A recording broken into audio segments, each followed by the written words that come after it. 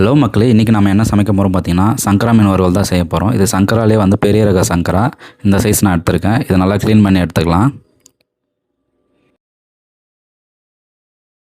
Clean பண்ணுறது எப்படின்னு பார்த்தீங்கன்னா, இந்த அளவுக்கு ஃப்ரெஷ்ஷாக தெரியணும். நம்ம பார்க்கும்போதே ஃப்ரெஷ்ஷாக இருக்கும். அந்த அளவுக்கு நம்ம க்ளீன் பண்ணி எடுத்துகிட்டு ஒரு தட்டில் வச்சுக்கலாம். இப்போ இதுக்கு மசாலா பொருள்லாம் நம்ம சேர்க்க போகிறோம். கொஞ்சமாக மிளகாய்த்தூள், தனியாத்தூள், கொஞ்சமாக மஞ்சத்தூள், உப்பு கொஞ்சம், தண்ணி சேர்த்து நல்லா மிக்ஸ் பண்ணிக்கலாம். தண்ணி வேணுன்றவங்க தண்ணி ஊற்றிங்க, இல்லைன்னா வந்து எண்ணெய் வேணால் கூட எண்ணெய் ஊற்றிக்கலாம்.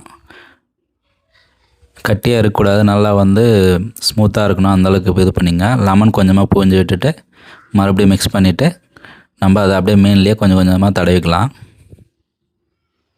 இதில் வந்து பார்த்திங்கன்னா இஞ்சி பூண்டு பேஸ்ட் வந்து நான் முன்னாடி போட்டிருக்க மாட்டேன். ஏன்னா இது கடைசியாக சேர்க்க போகிறோம். மசாலாலாம் தடவுனதுக்கப்புறம் அதுக்கு மேலே இஞ்சி பூண்டு பேஸ்ட்டை மிக்ஸ் பண்ண போகிறோம்.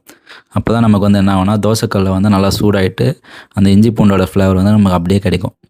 நார்மலாக எல்லோரும் என்ன பண்ணுவாங்கன்னா, அந்த மசாலா கூட முதல்ல தேய்ச்சிடுவாங்க. அந்த மாதிரி இல்லாமல் நம்ம லாஸ்ட்டாக இப்போ தேய்க்கிற பாருங்கள், இந்த மாதிரி தேய்ச்சி எடுத்துக்கலாம். ரெண்டு பக்கமும் நல்லா தேய்ச்சி எடுத்துகிட்டு இந்த மீன் வந்து பார்த்திங்கன்னா நீங்கள் செய்கிறதுக்கு முன்னாடி ஒரு மணி நேரம், மேக்ஸிமம் 1 மணி நேரம் ஊறிச்சு அப்படின்னா அந்த மசாலாலாம் உள்ளே இறங்கிட்டு டேஸ்ட்டு வந்து சூப்பராக வரும். இப்போ அடுத்தது கேஸ் ஆன் பண்ணிவிட்டு தோசைக்கல் வச்சுக்கலாம். கல் சூடானதும் எண்ணெய் ஊற்றிட்டு நம்ம எடுத்து வச்சுருக்க மீனை அதில் சேர்த்துக்கலாம். சிம்மில் வைங்க, ரொம்ப ஹீட்டு வந்து அதிகமாக இருக்கக்கூடாது. தேவையான அளவு எண்ணெய் வந்து ஆட் பண்ணிக்கங்க. இப்போ ஒரு பக்கம் வந்துச்சு, பார்க்கும்போதே தெரியும், அந்த ஸ்கின்லாம் வந்து அப்படி உறிஞ்சி வரும். இதே மாதிரி 2 பக்கமும் நல்லா பொரித்து எடுத்துங்க.